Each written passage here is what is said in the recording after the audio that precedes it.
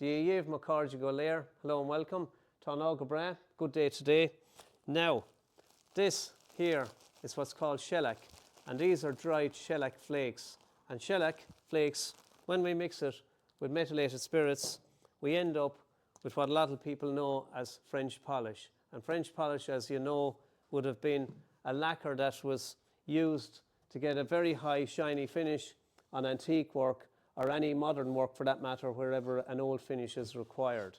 So predominantly used from the 16th, 17th, 18th and 19th centuries as the main finish for furniture. However, its uses go far beyond that. The lac itself, or the shellac, comes from what's called the lac beetle. It's the female beetle.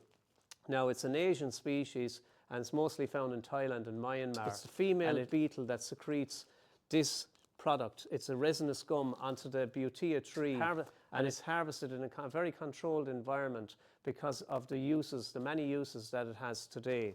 Now, we normally associate it only with shellac polish, but its uses far supersede that. So let's just have a look at them. Now, in the past, prior to the advent, and speaking of beetles, this, as you'll know, is an old 45, or a single as they were known back in my young days as Garsoon. Now, that's vinyl, but the old 78 phonograph records were made from, you know what, shellac. Now, they were very brittle, and that's why vinyl superseded it, but it was made from the shellac polish. It was also used in the past as an insulant. It was used to glaze pastry. It was used in bookbinding. It was used in the seal for envelopes, as you'll know, little red seal you'd have on the envelope. It was used for making dyes. It was used for glazing pottery. So the amount of uses that it had and has is too many to mention. So in today's world, it's often used in these, what we might say, cheap and cheerful jewellery, but it was also used in the past to make jewellery. Little beads like that would contain shellac. Now, these are probably just plastic in this case, but just to make the point. It would also be used in today's world, and every town in Ireland at the moment, one of the biggest industries you'll see there is nail polishing. And these nails, now this is only a chips one, but guess what they're using in the nail bars at the high end? Shellac, you guessed it. So the shellac is big business when it comes to beauty products, especially with nail bars where they're applying the shellac lacquer on top of the finished nail. So it's a huge business there.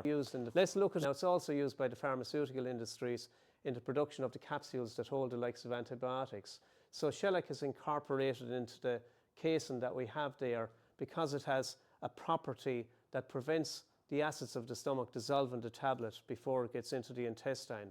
It also has the property of slow release, and the third property of the shellac as well is that it prevents the medication from going off. In other words, that it has a lifespan because it's used as a sealant for the medicine inside.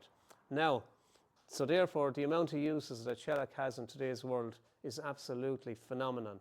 So from the past, when it was first harvested in the 16th century, and its importance today, we often think about how important bees are, which they are for pollination, but the female lac beetle is so important to our world going forward.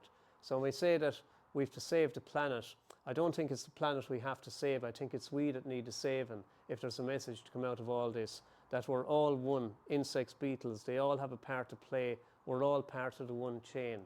Now, I hope that might be useful to some of you. Mahuas fecant. Good on you for looking. Fecant tu go lewa. We'll see you soon. Agus slán go fóil. Bye for now.